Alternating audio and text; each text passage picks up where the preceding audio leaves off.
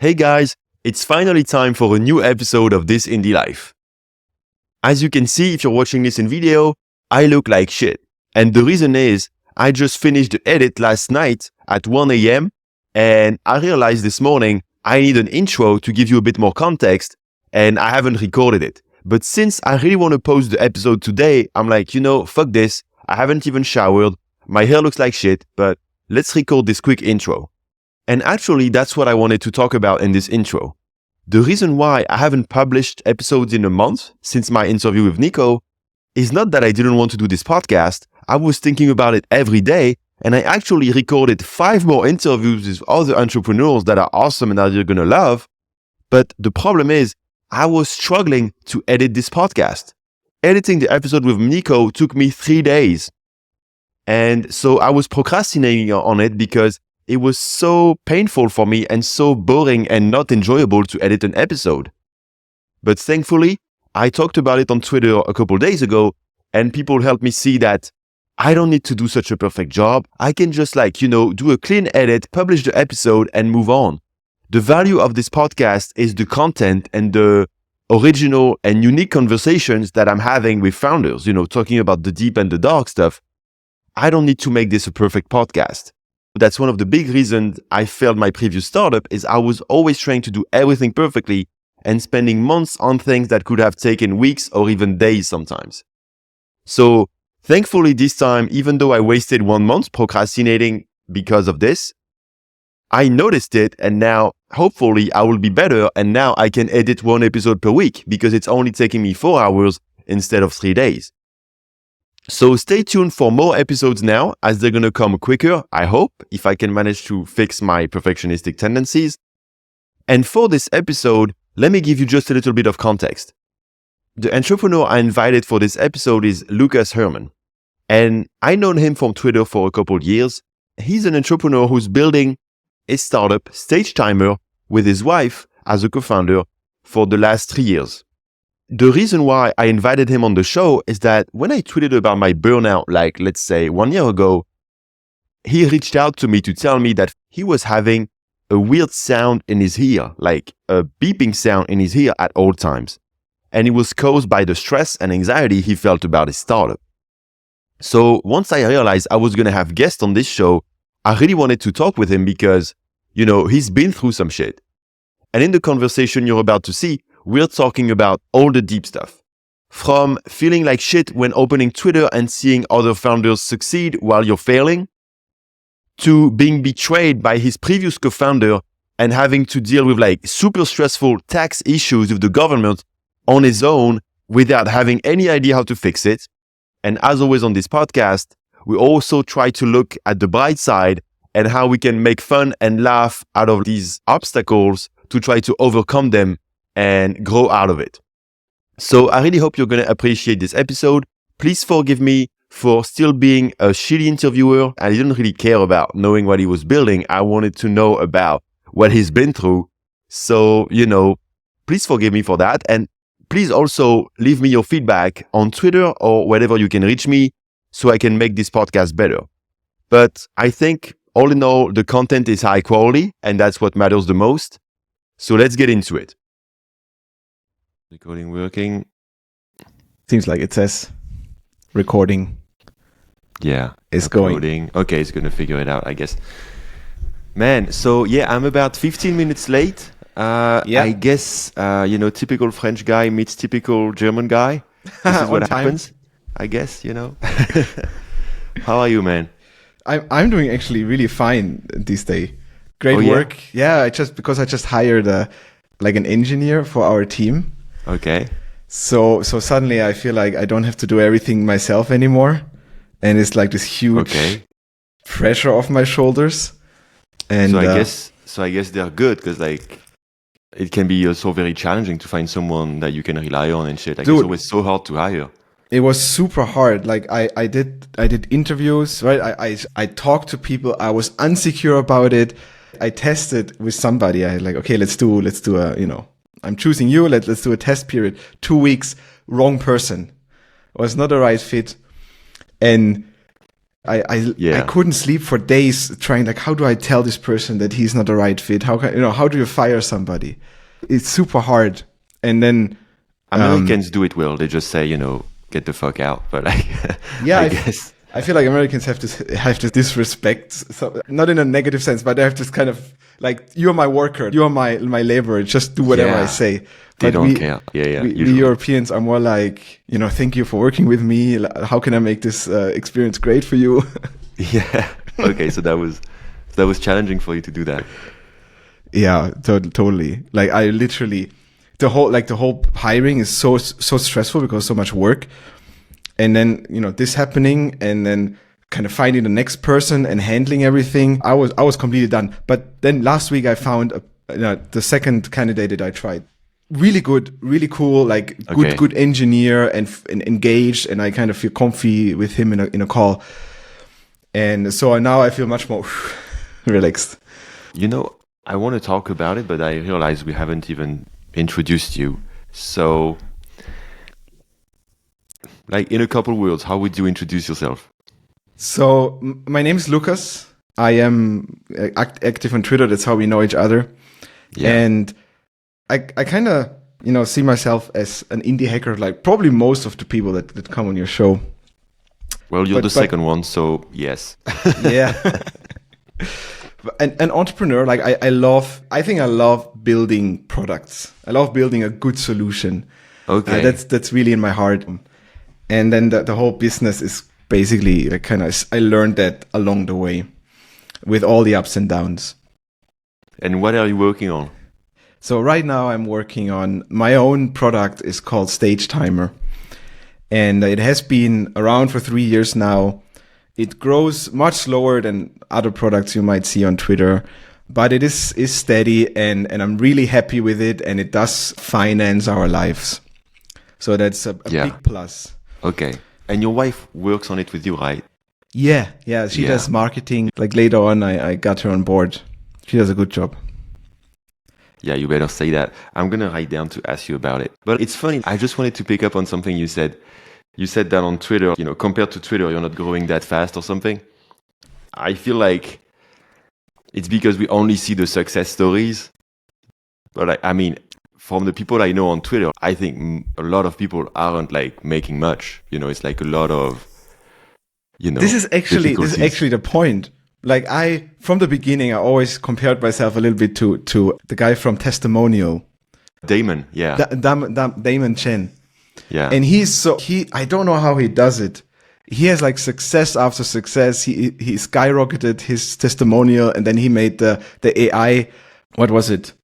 The AI PDF. PDF AI, I think. Yeah, literally he bought a PDF.ai domain for like thousands of dollars and got like TikTok success. And I don't even know how it does it, but you cannot help but compare yourself to those people. And his growth, like, rocket ship. I need to get him on the show and dig to see if there's some shit in the closet, like something that he's not talking about, but it would make us all losers feel better.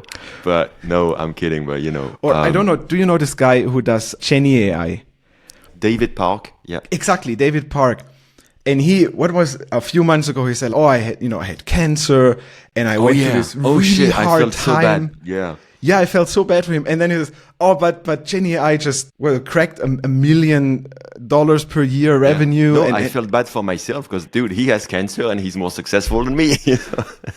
But this is like unwittingly, you just compare yourself to these kind of people on Twitter, right? And no disrespect to David. I love him. Obviously, amazing person. But wow, Shit. Compare yourself to this person, to somebody who has cancer and still runs a startup.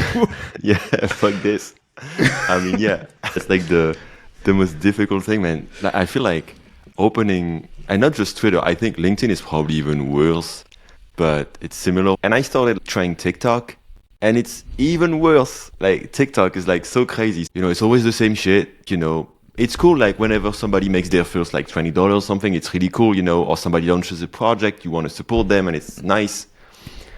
All in for it. I'm all in for people, like, sharing their first successes. But you're right, especially when you have been in the area for some time. Like, you see the same patterns over and over and over, like, the same new people coming with the same, same bullshit, really. Some people Yeah, kind of, yeah. Making it look like they can, they are super successful and know everything. And yeah, TikTok is even worse because it's like this kind of this hype cycle is even more. You're right. Twitter, like in the past, I feel like Twitter was people just sharing.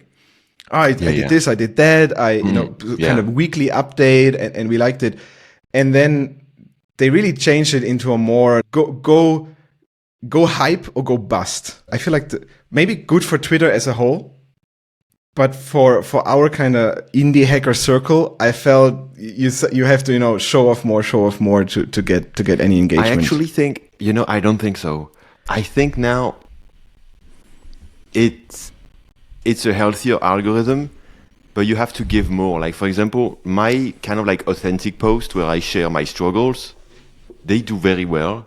Mm-hmm. And I think it's because it's just, it's engaging. Like it's something it seems like it is, at least. Like people seem to be like, oh, wow, this is a real story.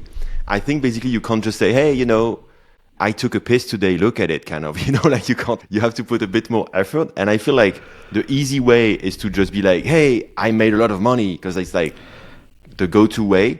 Right. But I'm noticing you can go viral with other stuff. And also like type of content, even video, audio spaces and shit.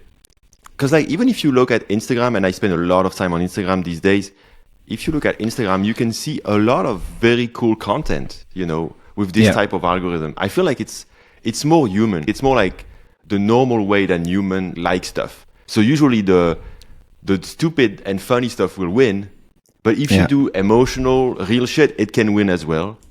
But like, it's not the same game as before. So I think like a big problem we've had is that we were all used to sharing one type of content or like a specific type of content for years. And it doesn't work with this new kind of algorithm. And so, but to me, I see it as, no, I really think it can be actually better. So I'm actually enjoying the new algorithm. I still need to figure it out, but yeah. You're actually, I probably have to check myself a little bit, right? Because I was crying like these old people. Oh, in the past, everything was better, how we did it. But you're right. It does force you to like reinvent yourself. And if you don't want to go the kind of clickbaity way, it's true. Yeah. You become more raw. You become more, this is me, this is authentic. And that works. Yeah.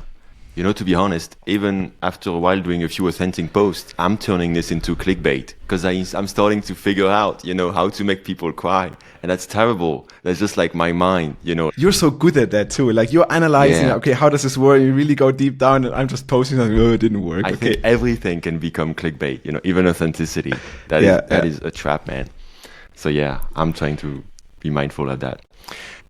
So the reason why I invited you on this pod originally is because I think about a year ago, you told me about, you had a weird sound in your ear because I had tweeted about my burnout and you told me about it.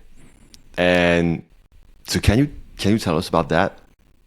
Yeah. So this was like my wife and I, we traveled in Asia a little bit, tried the real indie life, probably a bit too old, came back after half a year, settled down. But it also was because I felt like I was really anxious. I was really anxious at the time. Okay. So you were building stagetimer already? Yes. I was building already. I was completely 100% in already. And I was still so very anxious from stuff that happened in the past, stuff that just I recently went through. And couldn't sleep some nights. I had like panic attacks.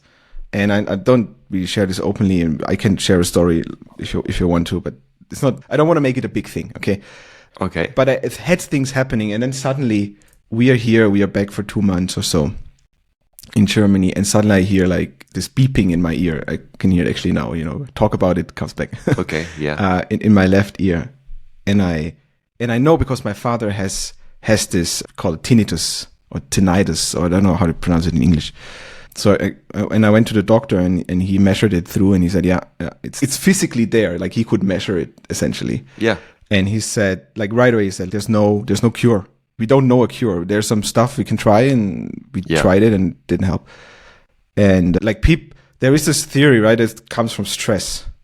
Apparently not everybody shares it, but it definitely comes from, some behavioral patterns that you had, like some mental thing, something with your head that's happening, that changes something. Like maybe it's something that you were like predisposed to have, Yeah. Like it was like, but like it triggered it because of the stress. Because like my now ex-wife, with whom I was building my startup too. Yeah. She's been having that, after 2 or 3 years of building our startup and being very stressed, and she started having that almost constantly also. And I think it's somewhat scary when you realize that you're stressful, like the pressure you're under has effects on your life. If you can, if you get fat, you can train it away. If a toothache, you go to the doctor. But this, it stays forever. I'm gonna have it the rest of my life. It's a bit of a profound thought that I had. It was not easy to work through it. Yeah, I feel exactly the same with my eyes, because basically I think I probably had some sensitivity, and like the burnout and the stress triggered it. Yeah. And now I'm like, I literally have to spend hours a day consciously blinking so my eyes don't hurt too much. This is fucked up, like just because of looking at screens and shit. Because I looked for too long at screens without, and being too focused. And it's interesting what you said, that, it can really impact your body, and then it's there. Yes. Because I used to think it's all in my head, like it's only meant Stays like with you. mindset and shit. And as long as I can push through it, with my mindset, it's okay. But then eventually you can't really push through it, and it kind of like breaks something in your body, and then it's broken. Yeah. And now you have that like with your thing in your ear. I have that with my eyes. I still hope it goes away, but I'm kind of like losing hope it will go away. I'm like getting used to it. And also, getting old kind of, because like maybe like the body, like maybe I think when I was 18 or 20, I could take it. My body didn't give a shit. Now I'm 35. My body starts to be like, no, fuck you, Same. And so. Like I would play computer games, all night long with my friends, no problems. Yeah. And now it's this, and it's really subtle. Especially, I think you had the same. Like you build your own business, right? You build your own startup. You don't make a lot of money yet. Yeah. You feel this constant pressure of, I need to build, ship, right? It's like the typical indie hacker thing that people say, ship. And you just use every minute of the day. Yeah. And, maybe you know this as well. If suddenly, your friends are not as important anymore, and you lose a little bit of contact. You don't schedule your dentist. Like things just get pushed aside, or they're not become as important, and you just build and sit in front of the computer. And eventually, your body can take 6 hours, 7 hours concentrated work, and then it's tired. And if you push that, if you like stretch that rubber band every day, at one point it's just a snap.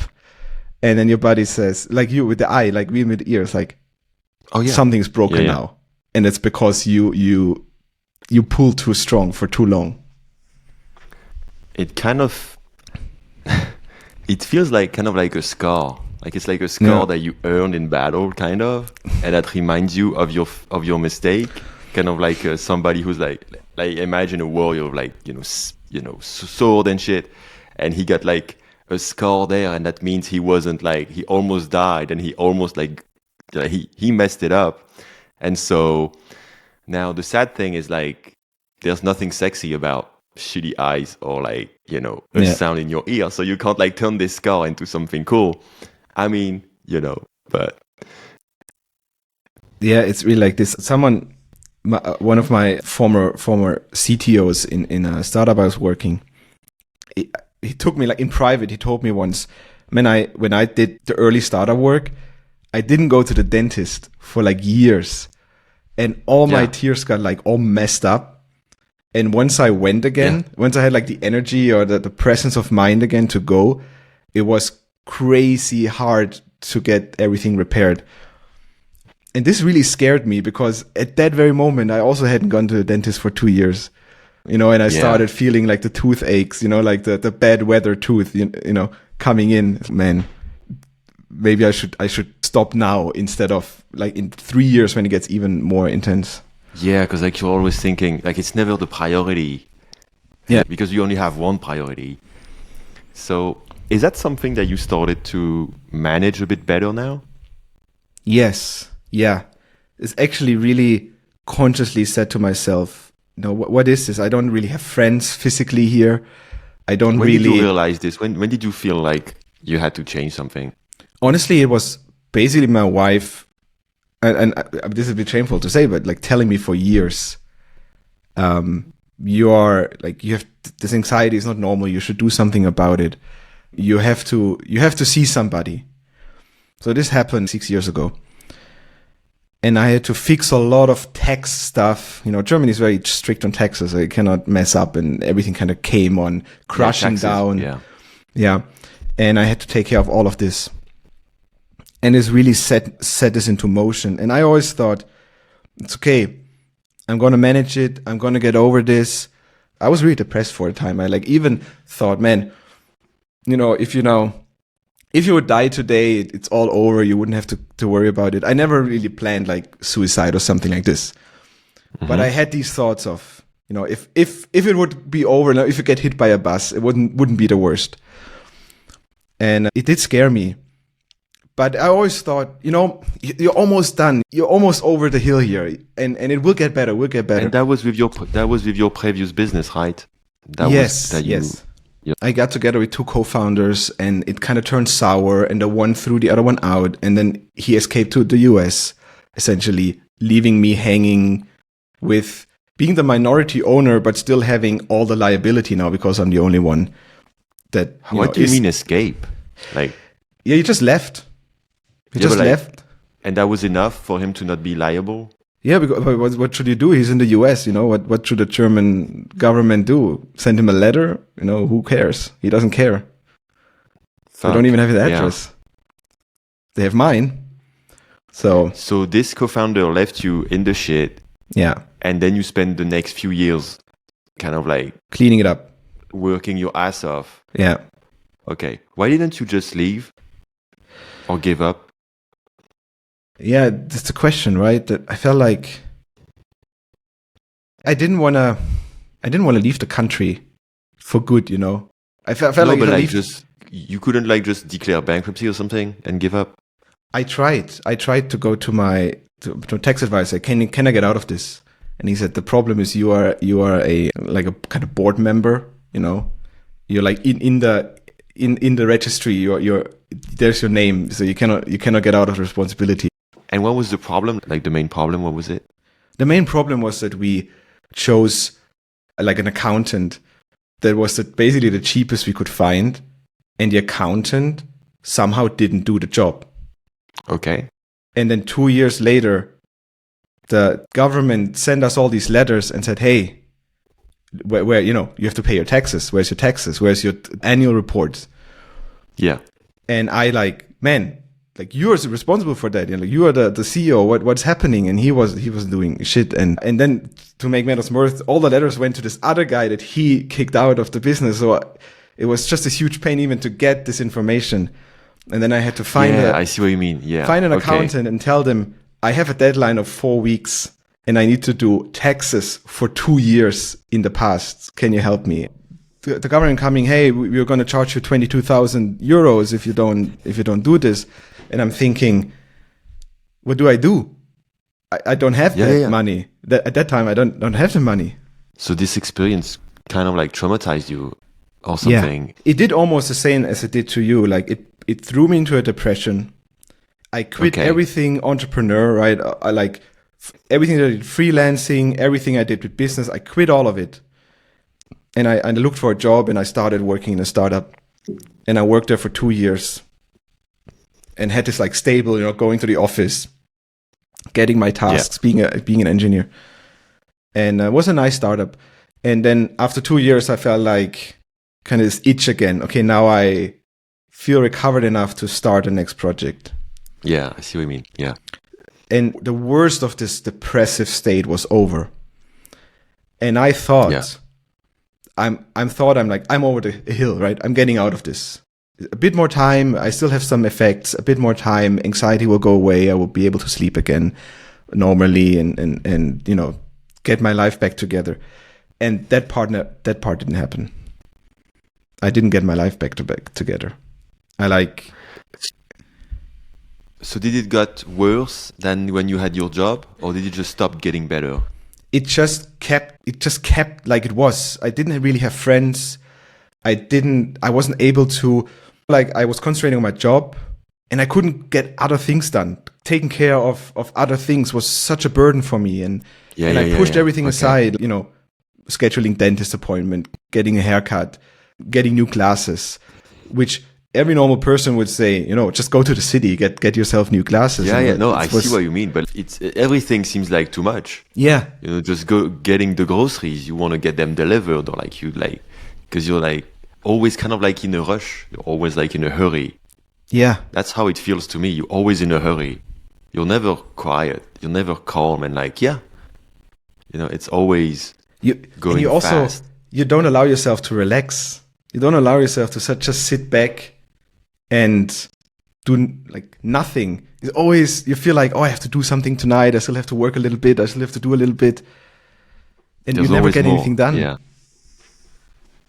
So that literally stayed behind, and I couldn't get rid of it. And then beginning last year when we came back to Germany from our Asia trip, it was amazing, by the way. Love it. Amazing.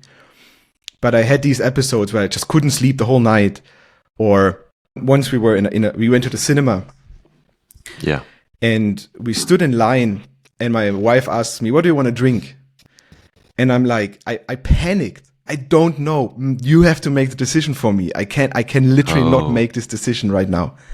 Too many decisions in your head all the time. Too many things to think about. What to drink? Yeah. You know what? Just give me a Coke. Just give me a Sprite. Who cares? Yeah. And I couldn't make the decision. And this is when it was like, okay, I'm gonna look for help. So what did you do to look for help? I Googled for like therapy.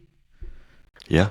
And then I just went there. I literally went there. I said, I go there and I talk to this person and I see what happens. And I talk to the person, and then she said, yeah, there's going to be, you know, some position free. I will get in contact with you. And they did. And I had 12 sessions with a therapist. Yeah. And so this is very interesting. I don't know, you know, if you've never taken therapy, then what was happening, you know, you sit on the couch and they kind of talk about your parents and your childhood.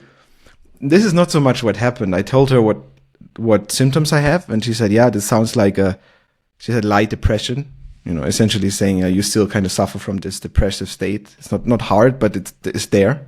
Yeah. And then she like explained to me how depression works. Like we literally just almost like in the school, there's a workbook, and she went through with me and said, these are the symptoms of depression. You know, you know, you have this problem and that problem. And like easy things that should be simple, like getting a new glasses, is suddenly hard. And I read all of that and I thought, this fits so well to my situation. And I hadn't connected all these individual points together to one's sickness, quote unquote. Yeah, okay.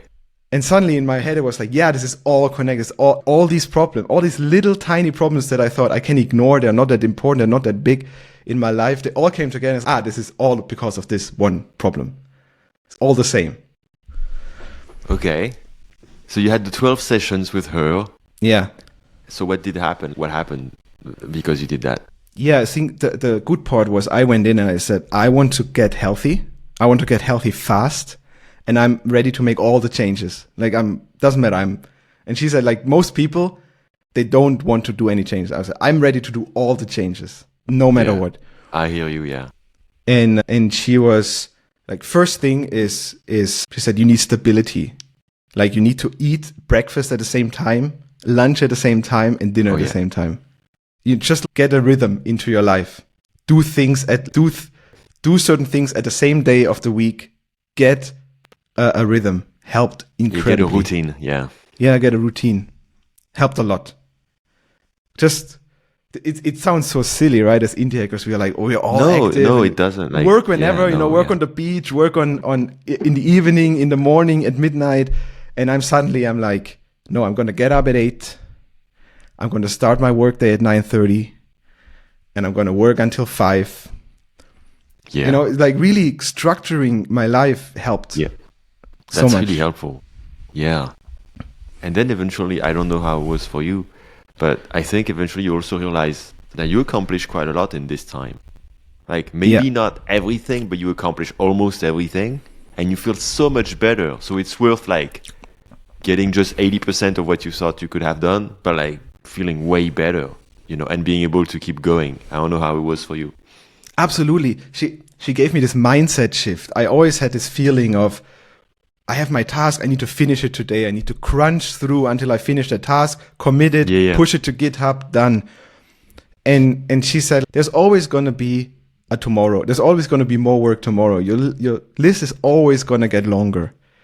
Do what you do, and then tomorrow is another day to do the next thing. And just this kind of calms you down. It's okay, I get done what I get done, and tomorrow I continue doing what I'm doing. And in the beginning, you think you get less done, but in fact, you actually get more done. Yeah. It's very interesting because, you know, I'm going to a co-working space for a few months and it's helping me so much with having a rhythm, also having friends. And like when I go there, I have lunch with them. And sometimes I'm like, no, I'm going to keep working. I'm like, we're all having lunch. I'm like, okay, I'm going to come. And I feel bad about it because I'm like, no, I wanted to work at noon. It's in France, so the break is 2 hours. But like, it's so good, like to have this break. The French. You know, it feels so good. And actually, like just before this podcast, I was feeling like shit because like I was there today. I had some bad news about it because they're gonna shut it down in a couple of months. It made me so sad because it was so important for me. That was tough for me emotionally. But anyway, I keep through the day, and just before this recording, I posted the last episode, like the interview I did with Nico, and like fucking Twitter wouldn't allow me to upload the video. Like I just spent 1 hour fighting with it. And so I haven't uploaded it when I wanted to, because that's my big thing. And I was so like, mad about it. And then I was like, it's almost 6 p.m. and we had our meeting like 1 hour later. And I'm just going to go home. And actually the fact of, switching locations, but also walking home, because like the walk is like 20 minutes.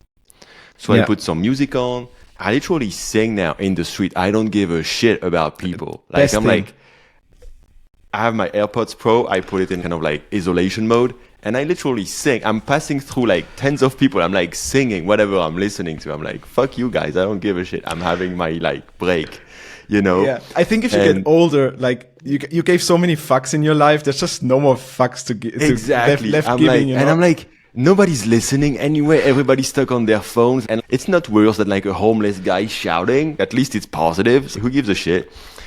And so like just doing that, and now I literally do that all the time. Like I go there and so twice a day I do a 20 minutes walk from my home to there and from there to my home. Yeah. And I'm literally singing.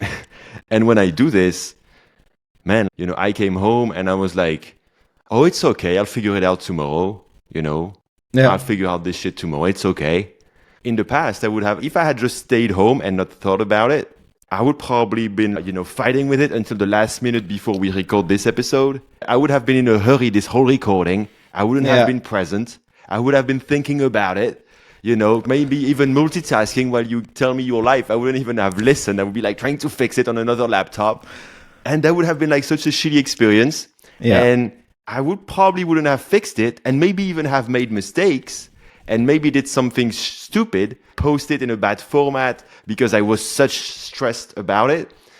And so, yeah, man, like we need more quiet and more calm in our lives because it gets so mental and so crazy. And your point is very good. You make the wrong priorities.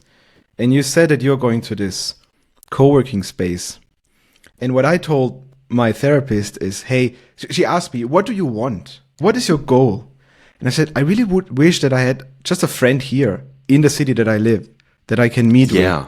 And I wish I would go to the gym and have a training program that is really nice, that, that somebody tells me, do this, train this way. Today's lower body, tomorrow's upper body. And she said, here's what you do.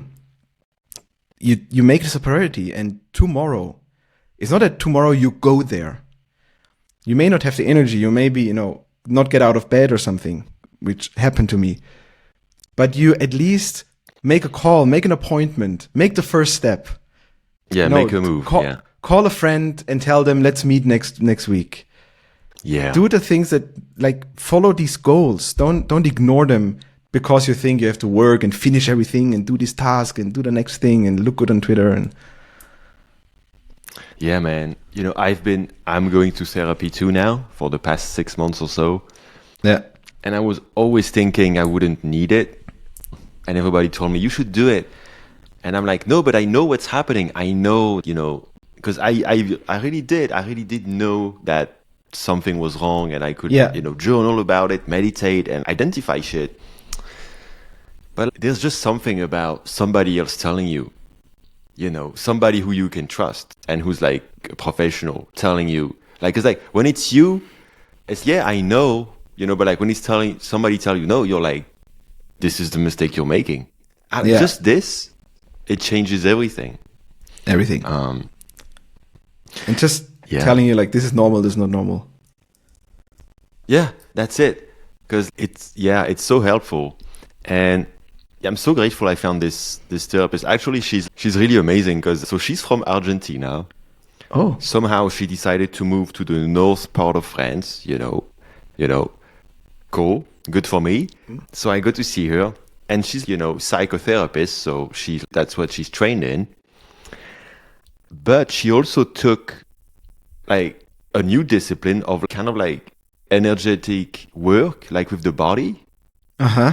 And so basically a session with her is mind-blowing. And you can't go more than twice a month because like it's too intense. So you can't go every week. And so it's an hour and a half. First 40 minutes, normal therapy. You just talk about your shit. She helps you see things. You know, you figure things out. And then after 40 minutes, she tells you, where do you feel that in your body? You know, where is this located? You know, this fear, this pain, whatever. Like, usually for me, it's like my chest or my neck. It's like something is stuck there. And then, like, for the next 40 minutes or 30, she's going to do like crazy, you know, kind of like massage, but like not to make you feel good, really to heal you and remove like the things that are blocking you in your body. And then after that, you have 10 minutes of debriefing how you felt and shit. And this has been, man, the most useful thing. Because the body part is kind of like the magic part to me. Because then for the next 2 weeks, I can feel my body literally heal and change. Like my posture changes, like just without doing anything. So I'm so grateful I met her. And now, I mean, well, first of all, I think just in life in general, having therapy, like basically constantly having someone that you can talk to be sure you're not fucking shit up. I feel like it's just, there's no reason not to do it. Yeah. It's kind of like going to the gym. Like it's like mental health. I feel like so many mistakes I made. The problem isn't we don't know that we should do marketing. We know what we need to do, but we don't really want to do it, or we have our ego, or we have our like pride, and we don't do it, you know? And I feel like when you're building or doing something and you have a therapist and you can just tell them about like how you feel about your startup or whatever you're building. And if they can just tell you, why do you feel this way? This is real. Like just make you notice that maybe you're like in your ego, you're protecting something. Like I wasted 6 months building useless features. It's not because of the useless features. It's about, I had my pride of, I want this product to be perfect because I was scared of failing. That's what was happening. If I had a therapist by my side, probably could have saved the 6 months, man. And just being forced to explain to somebody who is not in your bubble, who is not in the indie hacker bubble, who is not an entrepreneur. Yeah, that's good and too. You have to explain to them what you do and why you do it and what it is and what is your goal. And you're like, it's such a reality check to yourself. Oh yeah.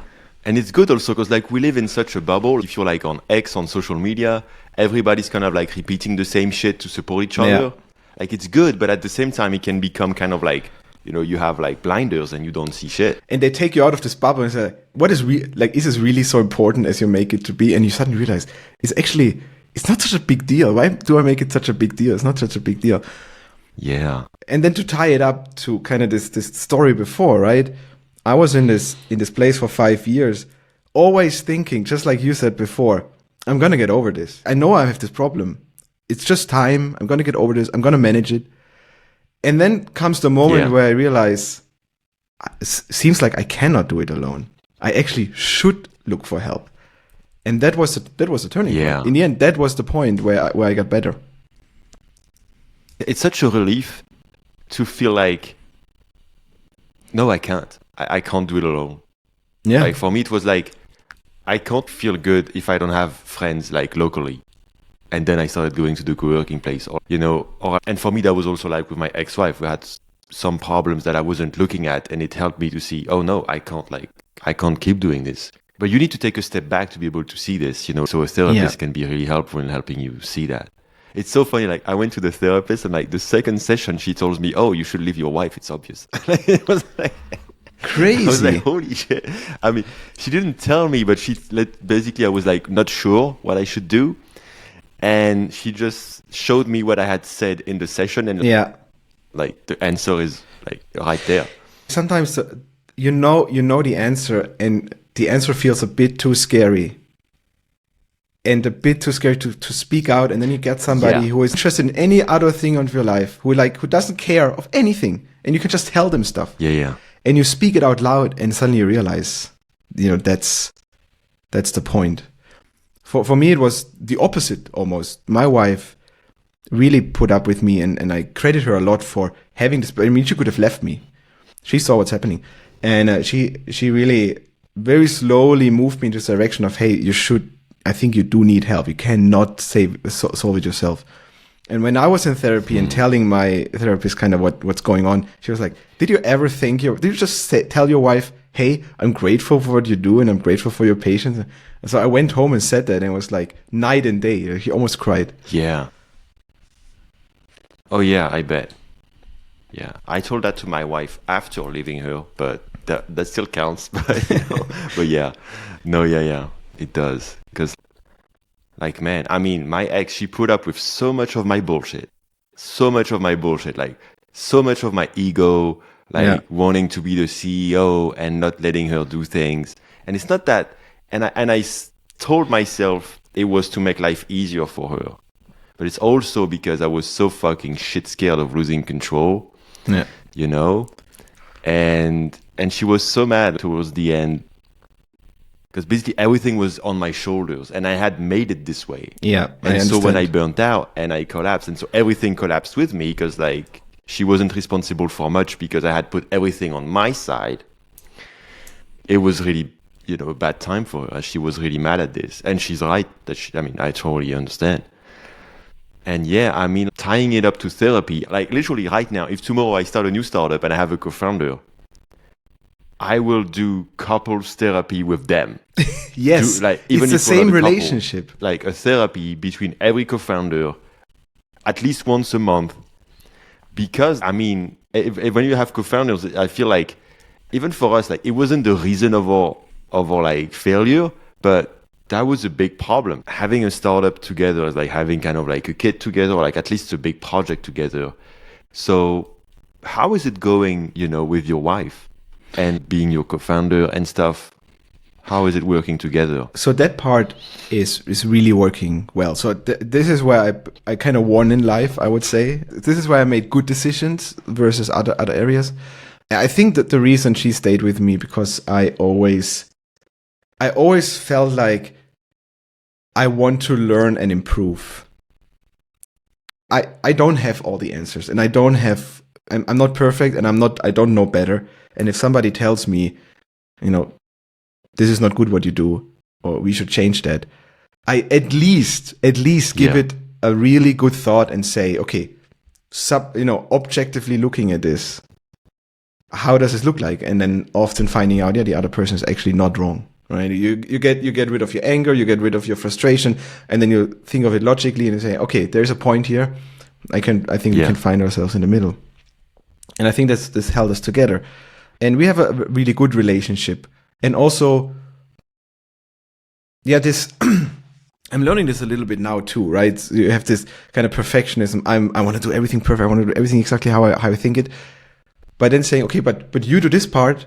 And I trust you. I trust you that you do it right. I trust you that you have your ways and you have your own experience, your own kind of conclusions that are maybe better than me because you have done it longer than me. And that's So for her, it's marketing, right? Yeah, she does marketing, she does customer service, and I think she does it really well. Okay.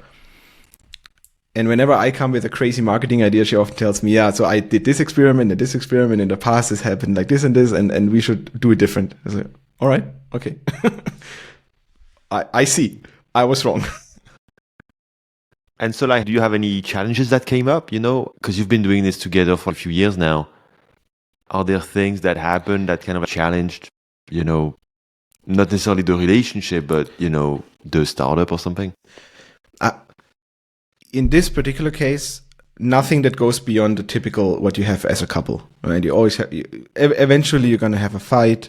And the question is, how do you resolve a fight? Yeah. And often resolving the fight means heading into it. Accept, you know, it's there. The elephant is in the room. Talk about the elephant. That's how you resolve it. And it's in marriage the same. And this has been working very well for us. And I think it has actually grown better over time. Instead of like us growing apart or kind of hating each other more. No, it has grown better. So I'm really, really blessed in this area. So do you have time to do shit together? So like this go to the movies? Good question, right? Because when I was like in this depressive state, we didn't. Because I always felt too busy. Yeah. I always felt like I had to work and finish this and do this. And now after the therapy, we take every month we take one day that is date day. Right? We go to the cinema, we go eating, we go brunching, we do something like this every month. And and then 1 month I organize it, 1 month she organizes it. And then I allow myself to say, I'm just taking this afternoon free. I feel a bit tired. I think tomorrow I will have more energy. I will take it free. I will allow myself to take free time. Just hearing you say that made me feel better. Like I just felt, oh shit, yeah, that sounds good. Yeah. 2 months ago, I bought a Lego set, like a big Lego set, and I built it, and I was like, this is amazing. I love it. And then what Lego set? What was it? It was the Mars rover, Curiosity Mars rover. Awesome. And this is amazing. I love building Lego. Like I haven't allowed myself to do this, and suddenly I was there, like building it. And then I found this website called Rebrickable, where people take Lego sets and then make alternative models, and you can purchase the instructions for a few euros, for a few dollars, and build yourself. So like same pieces. You make something else. Because I was like, I don't want to buy more stuff because then you have to put it somewhere. I don't have so much space. Yeah. Well, you know what I can do? I buy like a car, and now I bought a car, like a big car, for $150, and then just download new instructions and build different cars out of it. But you bought it. Did you buy it because you knew you could do so many things with it? Yeah. Already? Like you picked the one with the most variety that you liked? Oh, wow. Exactly. That is so awesome. And it gives me so much joy because it's so useless, but it's also so just nice. I enjoy it. Yeah. And the same is sometimes I just say, I take off for this day and I'm going to play. Or we're going to go to the mall and we're going to drink a bubble tea and we're going to sit on a chair and observe people and make fun of all the kids that are running around. This makes life, you know. You know, it's funny you talk about doing something useless. I had a thought a couple of days ago. It's going to sound weird, but like when I started coding, I'm 35 soon, but I mean, I'm going to say 34 while I still can. I am 34. And when I was like 15, that's when I learned to code. Uh-huh. And it was always so fun to me. It was always something fun. I was making cool shit. I was making, video game website. I was trying to learn 3D modeling also at the time, trying to do an actual game, really having fun. Then it became a job. I mean, it became kind of like something. I always did freelance, almost never had a job. But freelancing is kind of like a job. It's pretty close. Yeah. So I was doing that for a long, long time. And the past couple of years, I really lost interest in coding because it had become so complex, especially now with like all this fucking front-end shit, And I had became like years ago, I became kind of like an expert at React JS because it was the thing to be in if you wanted to make more money. So I did that, and I enjoyed it. But now, I mean, I don't want to build anything because it's so complex. And something switched like a couple of days ago. I had this kind of like realization that coding is going to be useless now because of AI.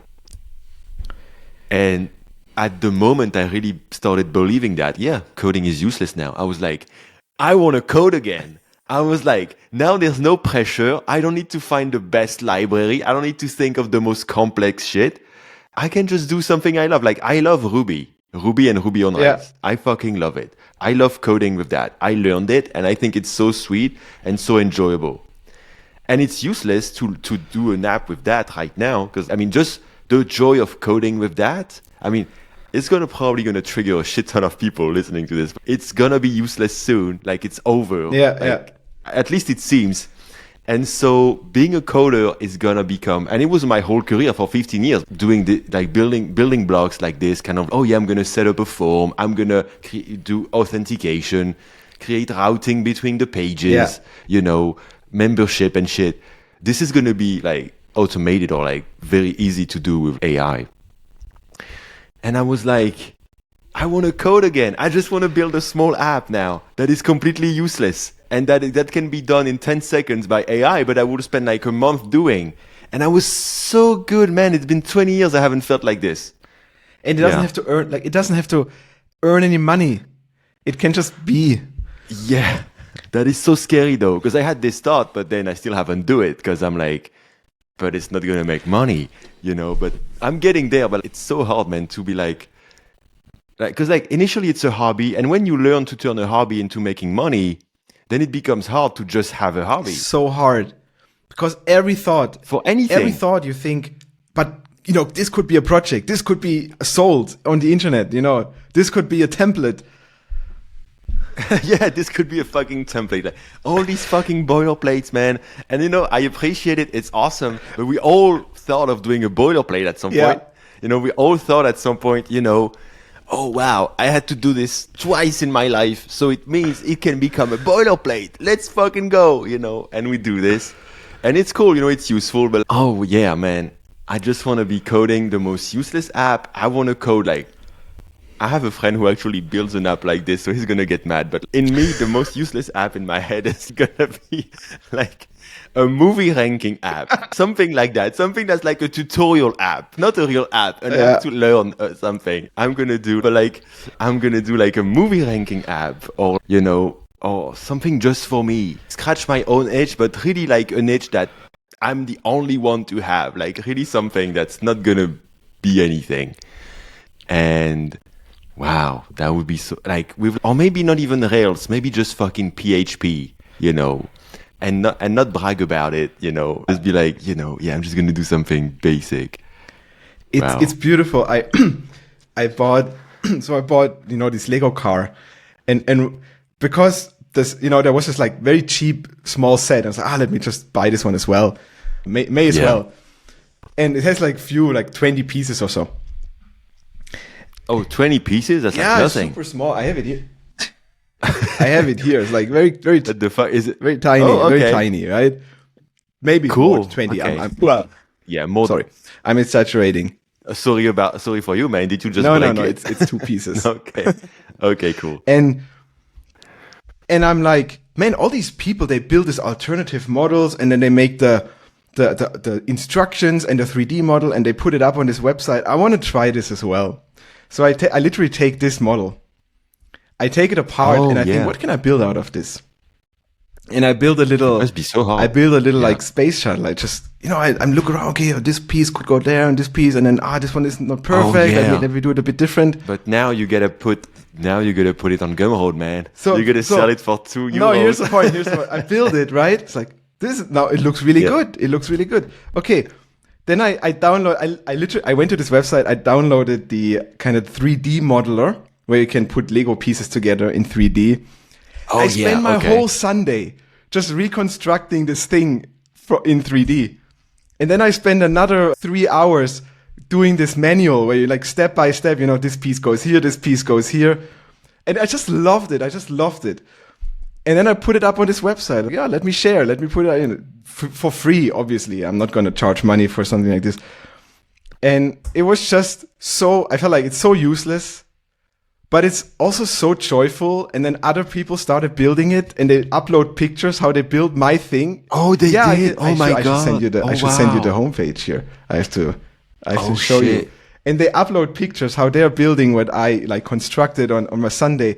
And it brings me so much joy, even though I'm not earning. Even me, yeah. I'm not earning a cent from it. Like, I'm not collecting followers on Twitter from it. It's just there. Wow.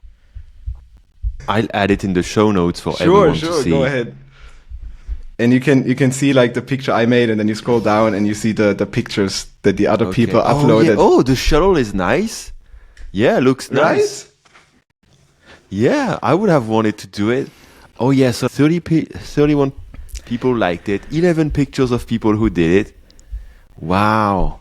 It's such a cool community, you know. I feel almost like in the past, you know, when we were all hacking and building stuff and sharing it. And even the website design that looks so dated, it reminds me of like my teenage years, and that's part of it. It's perfect. That's part of the fun. It's not fucking Vue.js or some shit like that. It's not fucking. It's like an old-looking website. That's better. The usability. It's probably not responsive. The usability is so awful. Yeah, it's responsive. I'm disappointed, but anyway. I uploaded this stuff, right? Like this instruction. You can even download the instruction, and it takes you 50 clicks to get anything done. It's awful, but it's just, it has to be. Like, it cannot be perfect. Otherwise, it's part of it. It's a part of it. It looks like a Peter Level's website, man. Like, it's like one. I'm being a dick, but you know what I mean? Like, and I think that might explain his success as well, because he's found something. He's focusing on what matters, you know. And man, this is so joyful to see this. Man, wow. So yeah, I loved it. I love it. So you can buy this Lego set for like, I don't know, not 9 or 10 euros. Yeah. And then you can download all these alternative builds and just have fun for days. It's really the website that's getting me though. This old UI. I'm like, holy shit, I want to build an old UI again. This looks so fun. Like, they didn't give a shit. They didn't try to do brand. I mean, even the brand is not that bad actually. No, it's really good. But yeah, wow. Man, it's almost making me sad, because I remember like probably 18 years ago or something, when I was like 16, I did a website about Windows XP custom visual themes. You know, because back then you could actually change the styling of the Windows of the UI bar. Yeah, and not just the bar, like you could have entire themes with the icons, the cursor icon, everything. And basically, the most successful theme was basically trying to replicate macOS. So that was actually funny. But Everybody wanted to have that. I remember I had built this website where like I had put all of the best themes. You could download them, and that was it. That was a similar kind of UI than this one you just showed me. Yeah. I mean, more dated, but you know, kind of the same style. And I remember spending 2 days doing the logo in like a 3D design program, like a shitty 3D logo. But I was so happy about it. I bet I was on this website because I downloaded that same stupid macOS style for Windows XP. Yeah, probably. It was called the Aqua theme. Yeah, I remember that. So, but I didn't make the theme. I just made the website about the themes. But yeah, man, it's making me so sad right now. Because the internet, like 20 years ago, it was more open. It was all about creating website, and now it's kind of like more walled gardens of apps and, you know, big companies like Facebook, Amazon, like all these big companies kind of like capturing the value. And it used to be like you could just create a website, kind of like hippie mindset, just everybody's, you know, free, like open source and shit, and like a lot of illegal download and shit also back then. Like, put a stupid repeating GIF background and and you didn't have to spam content, and you didn't have to have a newsletter, and you didn't have to have people sign up to your stuff. Yeah. And you know, I burnt out also partially because this has become such a job and such a core to do it every day. And I'm kind of like finding my joy again with this podcast, man. You know, for example, doing this interview, I didn't plan anything. I just, asked you a few questions in DM and like nothing. I was late. I'm sorry about that. No problem. Again. And I just want to have a nice conversation. And I feel like it's fun. I think it's valuable. I think people are going to love it. And, for example, we have a sponsor. And like this week, you know what? I'm not going to do it. Fuck this. And I love him. I love you, Chad. Thanks for sponsoring us. I'm not going to make you pay this week because this week I'm not feeling it. And, this is it, man. Yeah. Like we don't have to. And I want to go back to being fucking 16. I mean, that's because I'm getting old, man. So I want to go back to being young. But I want to go back to, building Lego sets and just having fun. And how can we bring that, in this indie life? Because I think it's because of the stress of having to make money and also comparing yourself with others on Twitter and shit. Everything is making us insane. And we're losing kind of like the joy about it. Even like young kids, you see them on Twitter and they're like 15, 16, they're already hustling. And in a way, it's awesome. Yeah. In a way, it's like, shit, we know where this ends.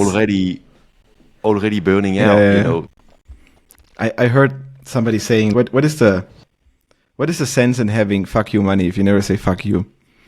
And love this. I felt like when Elon Musk bought Twitter, for me, worst decision. I hated it. Like, why don't you concentrate on SpaceX? We need your genius there. But to a certain extent, I respected him because I felt like he just said, I'm going to buy Twitter, and he just bought it. He just did it. He didn't. That's really. He didn't care. Yeah, I'm not a fan of him, but I respect that about him. Like, it's something that I kind of like want to do. Just take huge risk and let's fucking see what happens and fuck you. Like when he said fuck you to advertisers, that was so cool. Exactly. And people like make it Holy a big shit. deal. And I understand why people make it a big deal, but it's just the doing it. Yeah. Yeah, exactly. And I feel,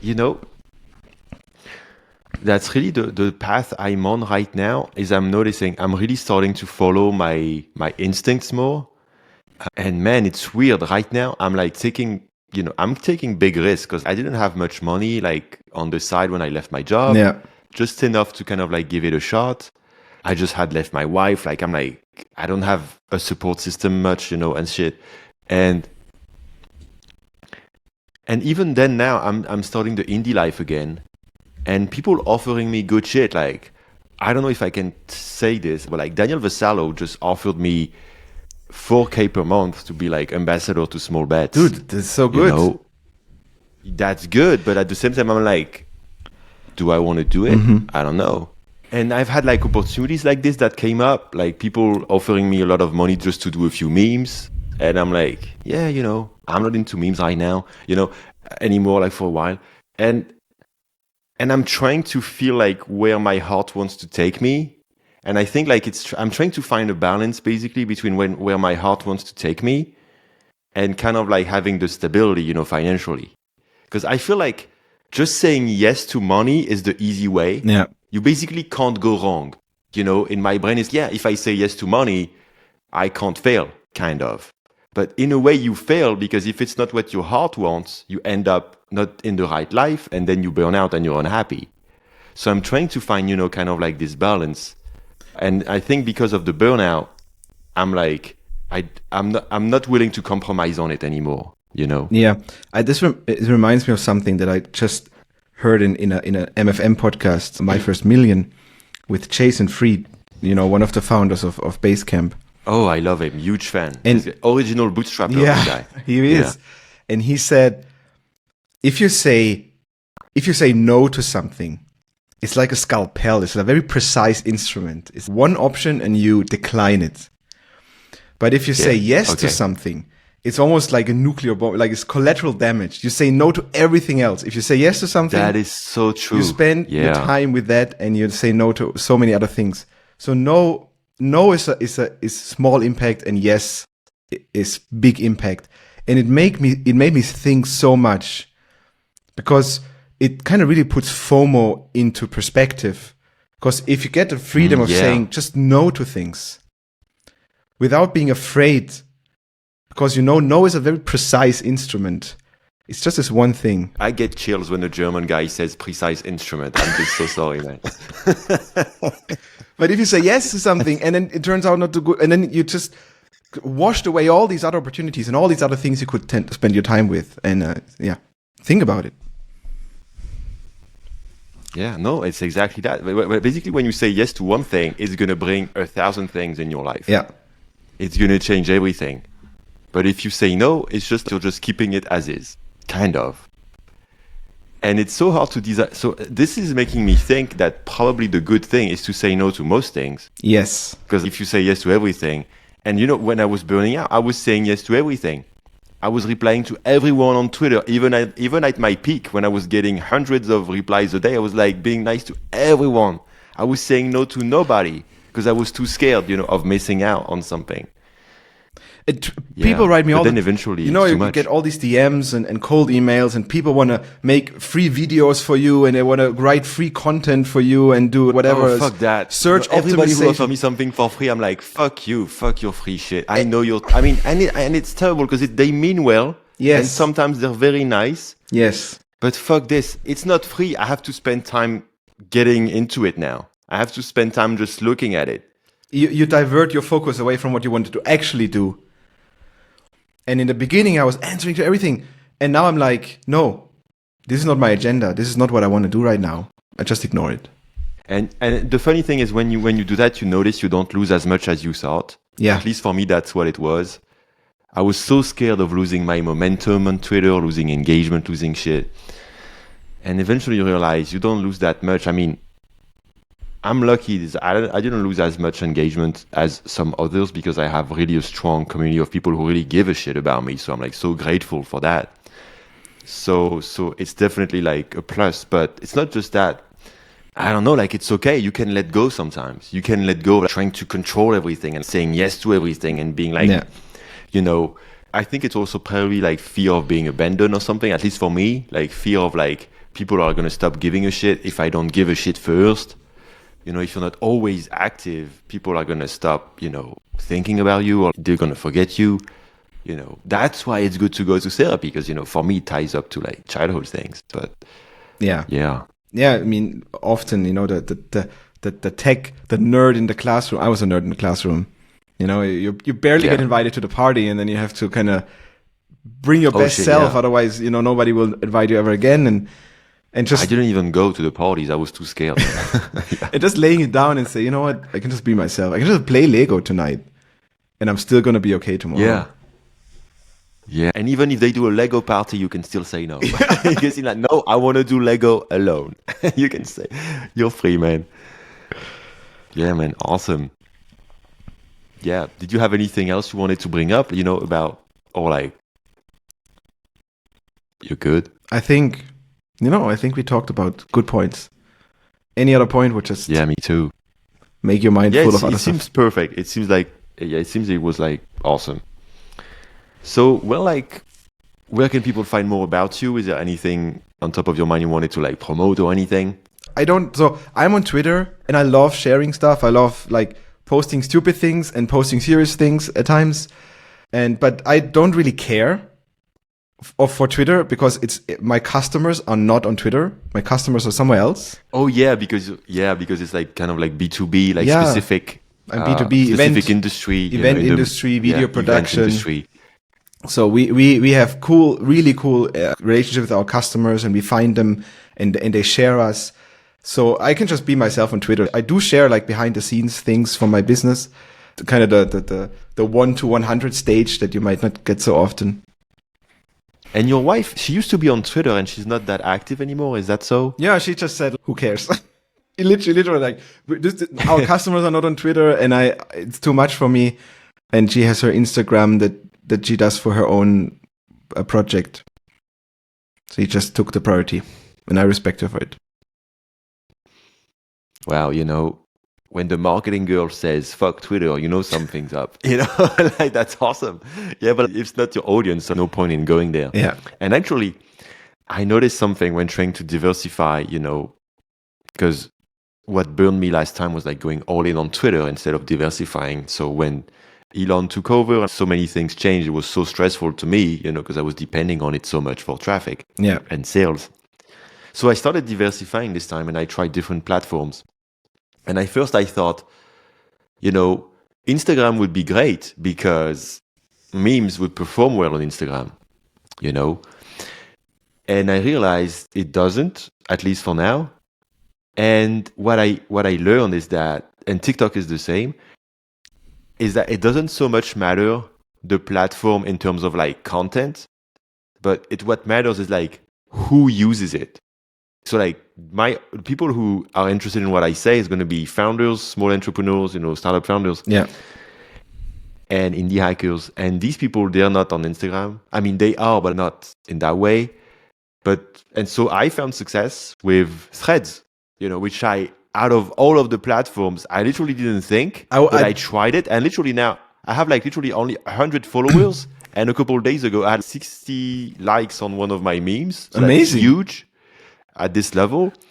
And I enjoy it so much. And so, yeah, this is just made me think of one small tip for people is that it's about who uses, your part. I mean, who cares about what you say? What's the topic you want to talk about? It's not about the type of content. It's about who you're talking to and where are they hanging out. Yeah. And probably, for example, stagetimer people probably not hanging out on TikTok. No. So you don't need to go on TikTok. You know what I mean? So maybe LinkedIn, probably, maybe not even LinkedIn. That's maybe actually more like what works the best. And we literally just shared, hey, this is what we built. This is what we launched. A new feature. People love it. Yeah, well, that's actually an interesting thing because a lot of people, they're trying to be viral on social media and they can't. And maybe it's because of that. Maybe it's because it's not the right platform where the audience is for them. Because even me, like I have 85K followers on Twitter. I'm posting memes on Instagram. I get 2 fucking likes. It's like literally my best memes, like my best, archive memes that was like the most successful. The prime on Twitter. So it's really not exactly. Like memes who had like hundreds of thousands of views and like they're completely failing. So it like just telling people if you're failing on one platform, maybe it's just because the people you're talking to are not on this one. Yeah. Maybe you should try TikTok or like whatever they can be. And so, yeah. I always tell people like stop building for other indie hackers. Stop building for other developers. All their problems have been solved. All their itches have been scratched. I mean, some will be successful, obviously. But I feel like just go out on other platforms, get to know other industries, other people with problems that nobody has fixed yet, and build for them. And actually, this is making me curious, man. We're making this podcast so backwards, but like, why did you go into building stagetimer then? Like, because like, did you have like a thing in like, why did you build this? Because it's like such a weird thing. It's because like, for people who don't know, it's basically like an app where you can see the time for an event when you're on stage and you like put it on an iPad or on the screen and you see the time, and that's the app that you build. Yeah. How did you come about building this? Yeah, so it was really an accident. A friend of mine had a studio and he was doing recordings, and he had this old laptop with a timer, and he was running into his room, clicking like on the keyboard on a button to start it, running back out of the room, and all his other tech, cameras, switching cameras, recording, all remote, all like super, new tech. Okay. And then this stupid old timer where you had to get up and walk. How can this be? There must be a web solution for this. So easy to build. And I put it on my list. Everybody has the idea list, thousands of ideas project. I put it on my list. Yeah, okay. And the day when I decided today I'm going to start a project, I look at my list and I literally, people would say, what is the best idea, the most awesome idea? And I was like, what is the stupidest idea? What is the simplest idea I can build on this list? Yeah. And it was this time. I was like, it makes sense. It's a problem somebody has. And it is super simple. And I build it. And the magic of it is so simple, so easy to understand, especially for people of the kind of video production scene. It's a fucking timer, man. They're like, this is exactly what we need. We have been waiting for it. They told me on Reddit, like, we have been Shit. waiting for this. Wow. I've been looking for this. Yeah, that's how. This is the SaaS for plumber thing. Yeah. This is the thing we're trying to build, we're trying to find. But like, how much work do you do? Because I mean, it's gonna sound insulting, but what the fuck do you need to build a timer for 3 years? Unfortunately, I always call it a simple timer. It's crazy complex because it's in the cloud, and then suddenly you're like, how do you make sure that if you click a button, it has to start on somebody else's computer really fast, like within a few milliseconds. So it's for advanced video and event production. Yeah. Where they have all this complex setup. Yeah, and it has been used for elections. It has been used for news broadcasts, for like political debates, all kinds of stuff. And, and it has to work. And then it's a live tool, right? So you have your show, you depend on it. It has to work. It cannot even stop 2 seconds. Like if our server drops 20 minutes in, we get 3 emails of people. So wow, there is. Did this happen? Yeah, it once happened when I slept. Worst case scenario, I sleep. How did it feel? I sleep. Server goes down. 5 hours later, I wake up and just everything is burning. Fortunately, it was at the beginning. Can you tell us the story? How did you feel and shit? I just panicked. Like I was like panicking. Fortunately, our customers are really kind and they kind of forgave us. And what we did is we just openly said, this is what happened. We made a mistake. We fixed it. Sorry about it. And there was one time when one person wrote me, he's like, I have this is not working. And I literally spent until midnight just to fix it and get it deployed. But lately we hadn't had that. Quite stable. Awesome. Does it stress you out, like this kind of pressure that it cannot go down? It in the beginning, like crazy. But now that we have, a load balancer and several servers, it kind of works. So now you know that basically something goes down, there's some backup that's going to fire up or something. Yeah, You feel like the system is like solid. Yeah, I have 3 servers have to go down, and then there's still one more backup, and then only will start burning. Okay, cool. Did people started copying you? Did you have like people who thought like, this is the dumbest idea, like I need to do it too? Did you have that? Yeah, we have an open source project that copied us more or less. And now I hate them suddenly, even though I love no, open source. they're actually okay, and they did a good job. I first thought maybe they stopped because it's open source and maybe they lose, but they kept at it, and I respect them for it. And I think we have very different customers because somebody who just wants to use open source is somebody else then who comes to us and says, hey, I just want to open a website and it works. I don't want to. I don't want to download people code. Don't want to set it up. Yeah, I don't want to mess with IPs and firewalls and servers, and I just want to have it work. So it's not that big of a deal. You could probably even open source it and just sell the cloud version. So you even get rid of like the competition even in open source. But, I don't have to. So that's enough. And just for the question, like how much work can there possibly be with a simple app? I think you said it before, right? You fix the problem of the plumber. If you fix a problem for the plumber, you suddenly find out how big the problem actually is and how much he wants to and then the plumber falls in love with your product and he says, man, if I could do these other 2 things, it would be amazing. It would solve all my problems. And so your list just grows and grows and you see how many edge cases and complexities and things people do with your product that you never thought of. Like the one guy uses it for a horse race and the other guy uses it for a workout session and this one uses it for a political debate and crazy. And it has to work in all these contexts. Wow. Anyway. Awesome, dude. That was so cool. That was amazing. So cool to talk to you. Dago, thanks for the call. Thanks for the talk. I hope people take something along from it. I think so. I think we had some really good moments. I think it will be worth it. Yeah, man. So people will check out your Twitter to see your real thoughts. The good news is your customers aren't on Twitter, so you can be real. So that's cool. No Twitter bullshit. Yeah. So cheers, man. So say hi to your wife. Will do. And that was good having you. See you again. Yeah. Cheers.